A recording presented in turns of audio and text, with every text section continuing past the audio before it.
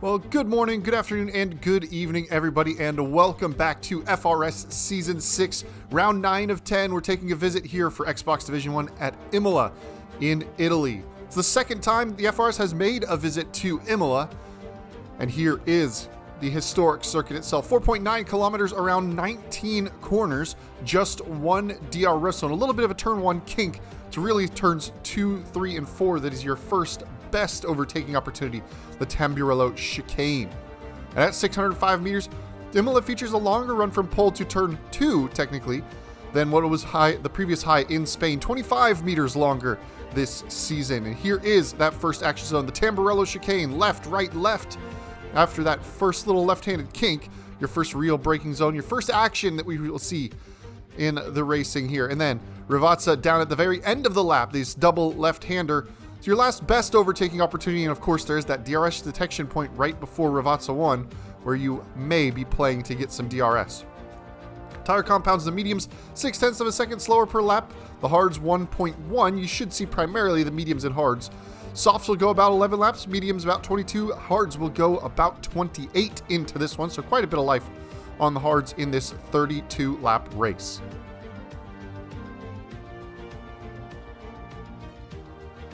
Let's get ready to take a look at the championship tables, and we see how things are shaking up as we get into the penultimate round of the season coming up in just a moment. Some very nice views of the circuit. LC Fighter out in the lead by only 2 points over Lawrence. Heps Van Nick in third, up over 90 points as well. Cryptic in fourth. Queasy, our teammate, in fifth, and we drop down to seventh on 58 points. So, taking a look at the weather we're loading in, we've got heavy rain in the qualifying session here. The race is scheduled to be dry, so we are going to load up our setup. And kind of trying to decide, do I want to bolt on the extra wing in order to go for this qualifying session, or do I worry more about the race, which appears to be fully dry, at least according to the one block weather report.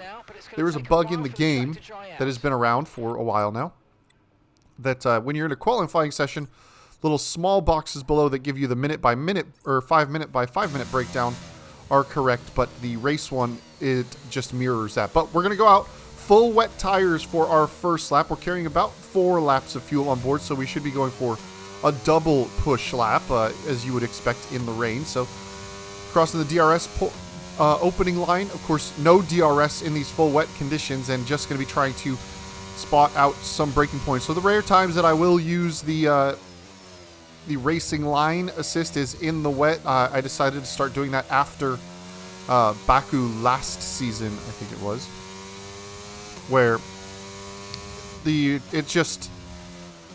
I was becoming a danger to others not having it compared to others, because you can really, as the track changes, it's very easy to misjudge the braking points, and usually if you're too cautious, you will brake way earlier than other people that have the assist on.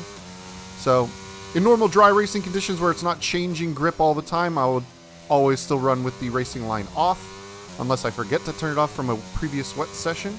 But in the rain, I will kind of use it as a guideline, just to make sure that I'm not suddenly braking in front of people. But you can see the amount of corrections that are needing to be made over the course of this lap as the tires are breaking away. Still very wet conditions. We're on those full wet tires, and some more wheel spin as we come out of Variante Alta and down the hill into Rivazza 1. So braking a little bit early, you're having to modulate the brake pedal. You really can't stomp on the brakes as you would in dry sessions. Even with the downforce, it's just easy to lock up the tires very easily in these very wet conditions. So, of course, still running with no other assists, no traction control, no anti-lock brakes. So that's definitely a tricky bit. But as stated, we're going to go for a double push lap on this one, trying to see what time we can improve. Was our first go around the circuit on the rainy tires, so we are starting to kind of get a feel, at least throttle-wise, of what we can apply, and steering-wise. And now down into Variante Villeneuve there, we've managed to pick up a little bit of healthy time. Now into Tosa, the left-hander kind of hairpin that goes up the hill.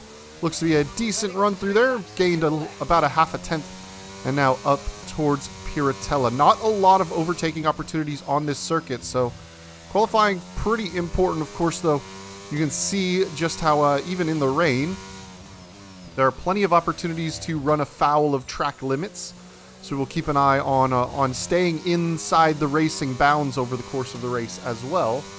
And maybe we can gain some positions via the track limits penalties. But you see Nemesis goes to a 27, so improves the fast lap. We found almost a half second over our previous lap, as it does feel a little bit like the rain is starting to lighten up just a little bit at this stage. Still on the full wets, and big snap in the braking zone as the rears started to lock. That did cost us a fair bit of time into the Ravazza, so we did lose about 0.3 of a second off of what we might have gained. We do find about 0.3. We're on a 29.5, but we're going to jump back out as the session goes a little bit later. Only 6 minutes left, and we are now on the intermediate tires. As you can see, puddles have started to go away, and now we are on a set of intermediate tires, so a little bit less range. Should be easy time to gain. We kind of didn't go out in the middle of the session because the weather was just kind of continuously improving. It wouldn't have made sense, so we're going out to try and find some clean track to set our last 2 lap times. Big snap as we come through Tamburello that time. Catch it. Nemesis brings it down to a 26.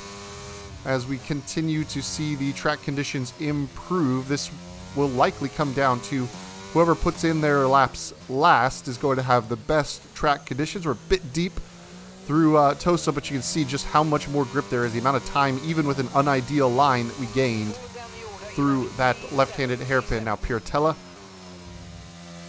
you see we've already found a second over our previous best lap time. Of course, pole position is provisional pole in the 26s. Even if we find a second, we'll be almost 2 seconds adrift in the 28s. But we are up to about 1.5 seconds of time found. So showing is a purple middle sector, so we have driven a pretty good middle. And now just have to get through the last couple of corners. We did have that big mistake down into Ravazza 1 on our best lap, so should find some time to improve there, provided we don't make any kind of big mistakes. We're a little early on the brakes, but you can see even still gaining quite a bit of time through the Ravazzas. Power goes down, and we're going to find almost 1.7 seconds around this lap. Go to 27.0, and that's 0.8 of a second adrift of Nemesis. We do go provisionally second, but we're going straight for another lap. We double fueled up to make sure we could do both laps there.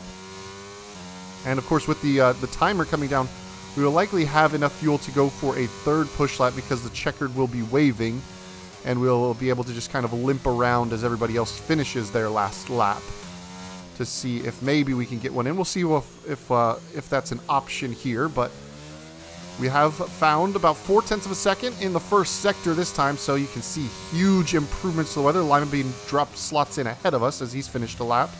We'll have time to go for one more if he's got the fuel on board. Now down into Aqua Minerale. This tricky double right-hander at the bottom of the hill. It's so easy to lock up and go a bit deep.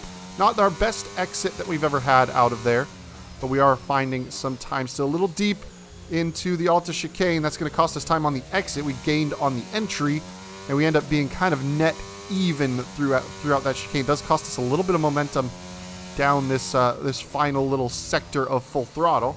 And now into the last 2 corners. We're going to find a couple tenths here and find about another 1/10 of a second in Ravazza 2 and gain nearly a full second on our previous best, and that will put us back into provisional P2, 0.845, go to a 26.0 this time by. We do have 1.3 laps of fuel left on board, so we are kind of going to go maybe full send, but ooh, big snap of oversteer.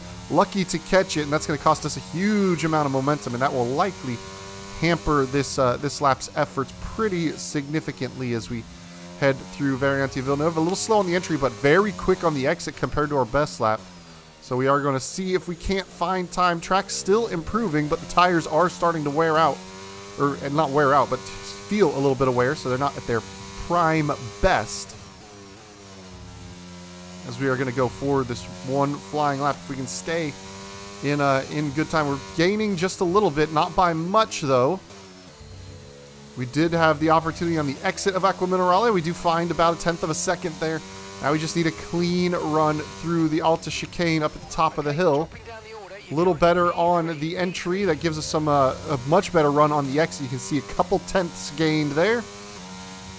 We're pushed down to second, third, fourth, fifth now, as other drivers are putting in their final lap times. A little slow, a little cautious on the entry to Ravazza, but a little bit of oversteer and wheel spin on the exit. We go from about a quarter of a second gain to only 1.5 tenths. It's not going to move us any positions. And now we've only got about half a lap of fuel left on board, so we're going to have to just kind of limp our car the rest of the way. And as the weather improved and people got their last times in, we did in fact get pushed all the way to P12. We finished our last runs with about 1.5 minutes left on the clock still.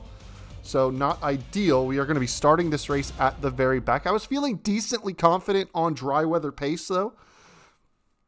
But that did give us the opportunity at the back of the field to start on the hard tire. But here is the 5 red lights as we wait for those to go out.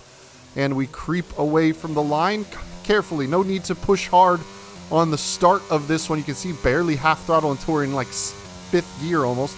That one kid gets some wheel spin on the exit. We're going to go ahead and take the position. I wasn't looking to attack very much into turn 1. Just kind of let the tricky chicane sort everybody out.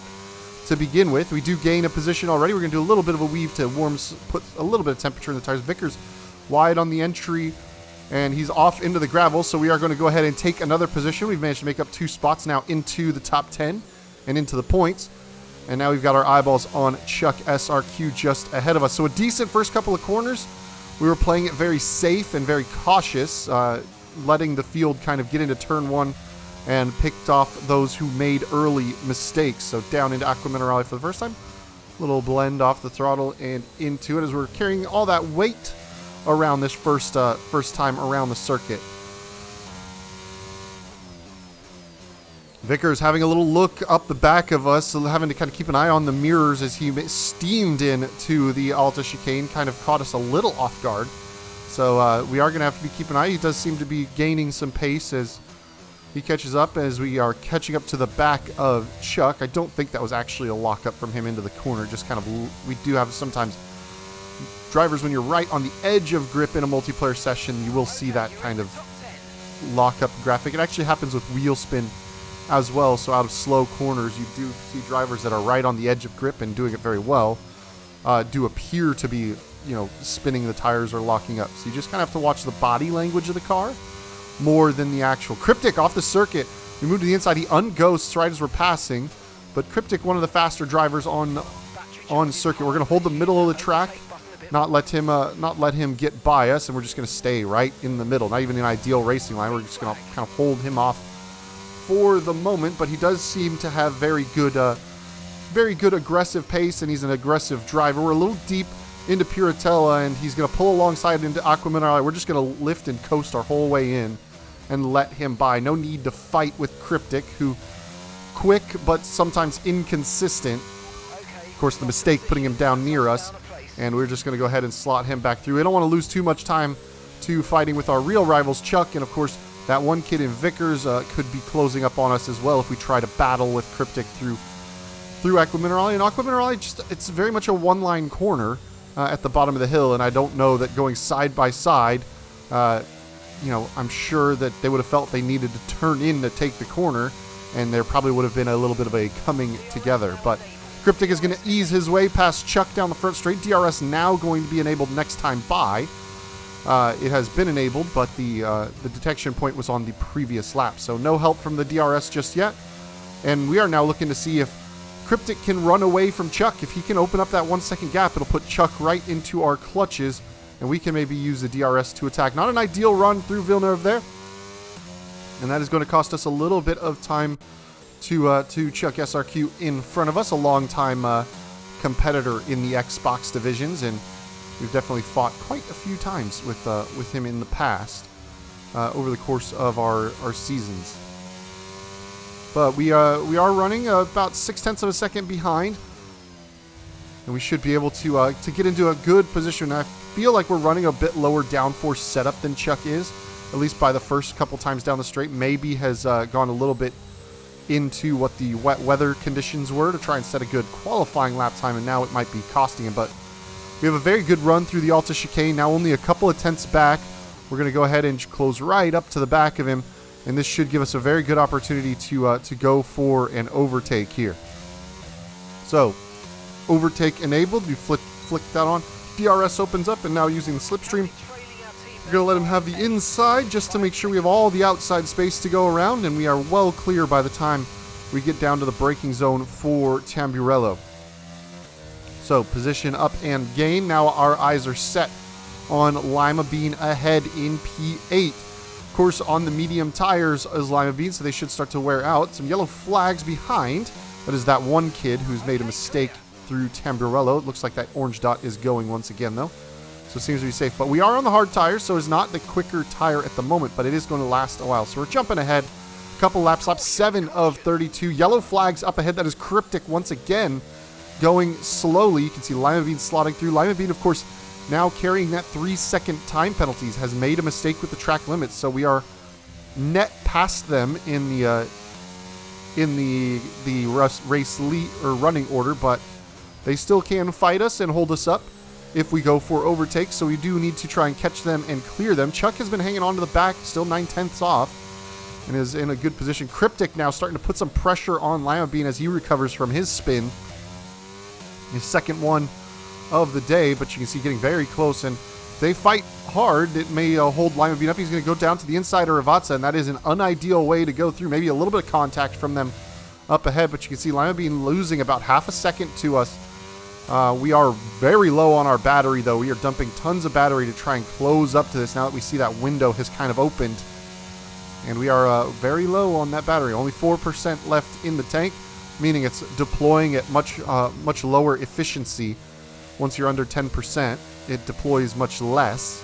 So our straight line speed is harmed a little bit. We're going to try and use this lap to regain some of that energy, but we need to try and stay within that 1 second margin. We're back up to 11%, but quickly flips to 10 as the natural deployment runs. A little deep through Tosa, but a big snap of oversteer from Lima Bean is going to cost them some time as well, and that is going to close us right up to within a half second of the AlphaTauri up ahead. Piratella, a little slide through Piratella, kind of having to gather it up, as if you get out on that outside curbing, you can upset the car and spear you onto the inside wall. So got to be careful. We are still holding on to about 6-7 tenths to Lima Bean, trying to just save the battery where we can. Chuck now just half a second back as he has managed to make a good run. Lima Bean mistakes all around as we are starting to close out. Cryptic, though, has picked up a 3-second time penalty himself. He's 2.6 ahead of us.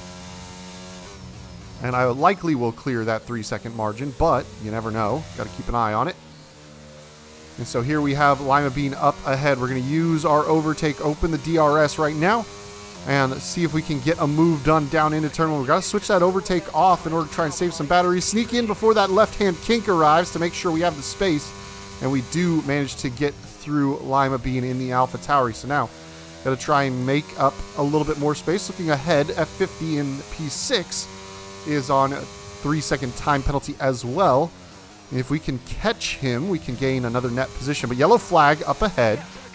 So looks like a little bit of a bobble from someone, although looks okay. It looks like a very quick recovery.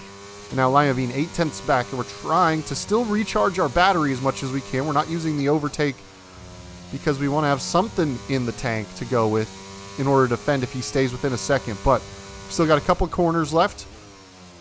We tended to drive Equiminerale pretty well on this occasion. You can see we gain about 3 tenths of a second through there. 4 tenths now as it looks like he's gotten a poor exit.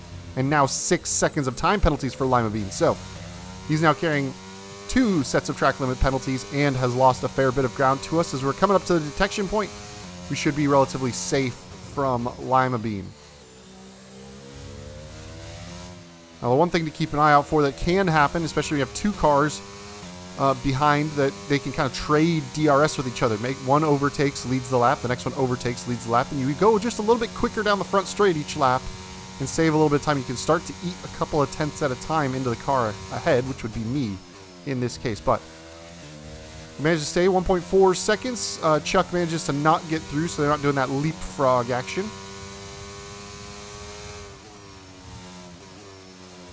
And now we head up into Tosa. 10 laps into this 32-lap race, and it looks like F50's had a mistake He drops to just ahead of us through Tosa.